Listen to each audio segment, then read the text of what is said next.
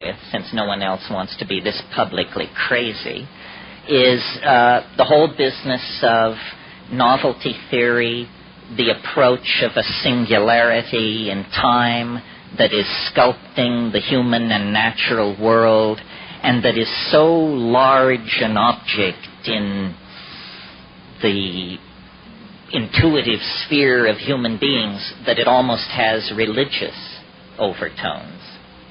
And then the question for me and the question for you, I suppose, is how much of this can you take without having to take it all?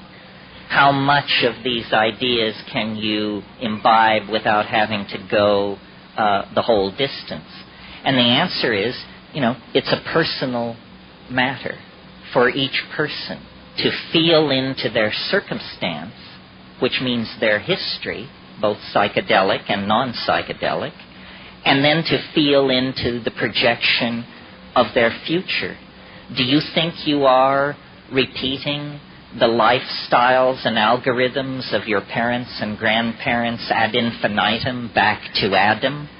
Or do you feel like you've stepped to the front of the train of human evolution, that you are making yourself new every day?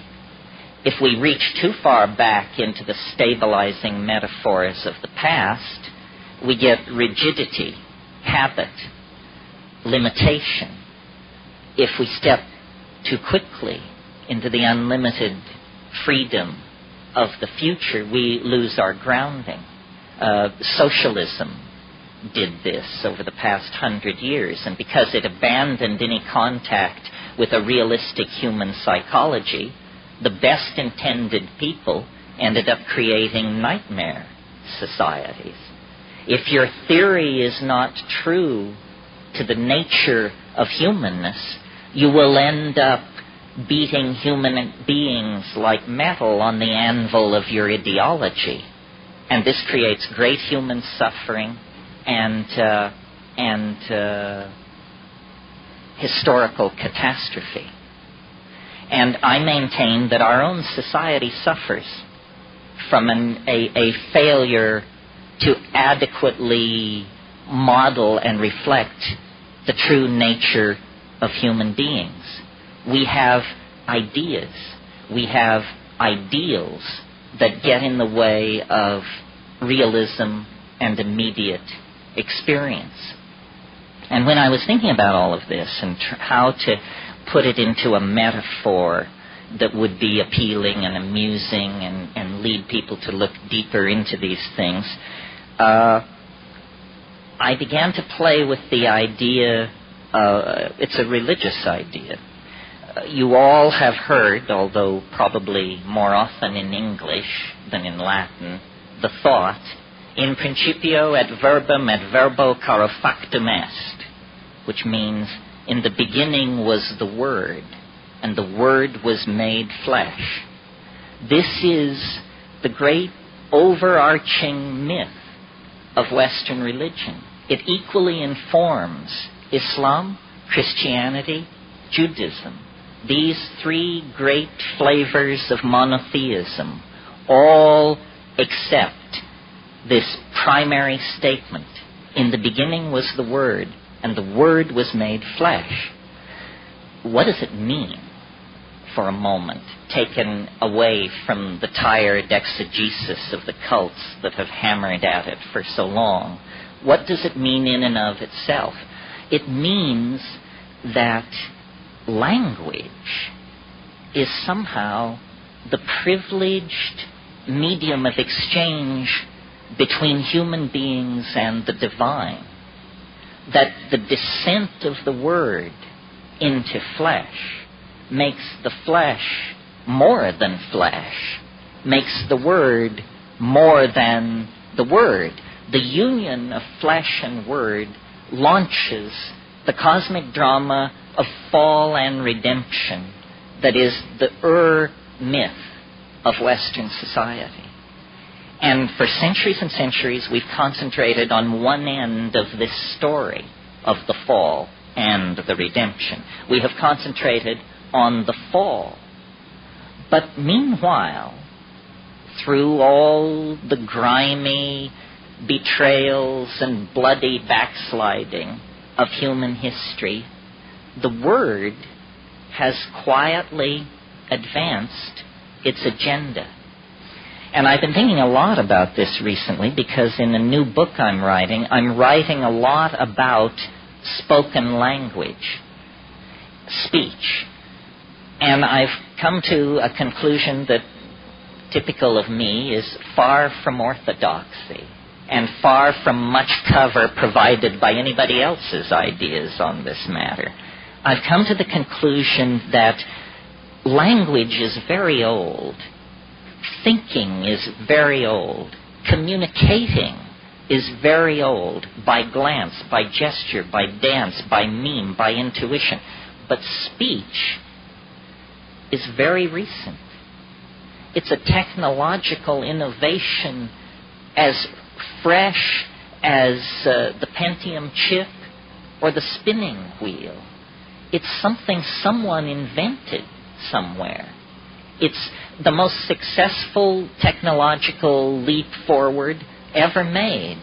It's the discovery of symbolic signification, that a noise, meaning nothing, can by convention be given a meaning, and that meaning will then attend that utterance wherever it occurs in the presence of those who have joined in the agreement that attaches the symbol to the meaningless utterance. It's a coding breakthrough.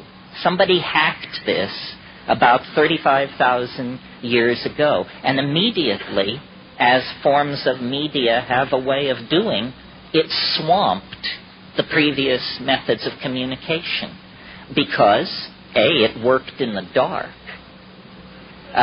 Suddenly, evenings were not so boring anymore.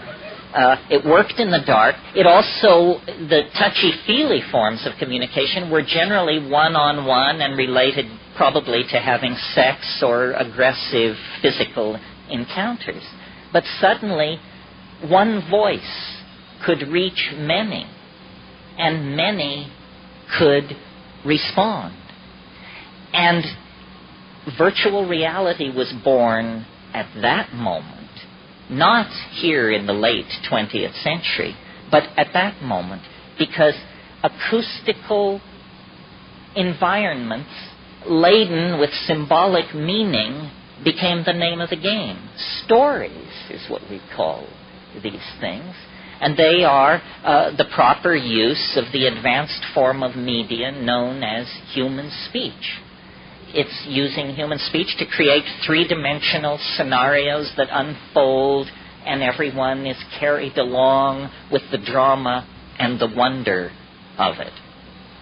From that beginning, and in a series of successively accelerating leaps, the Word has made its way into the world. It's interesting that straight linguists and paleolinguists believe human language is no more than 35,000 years old.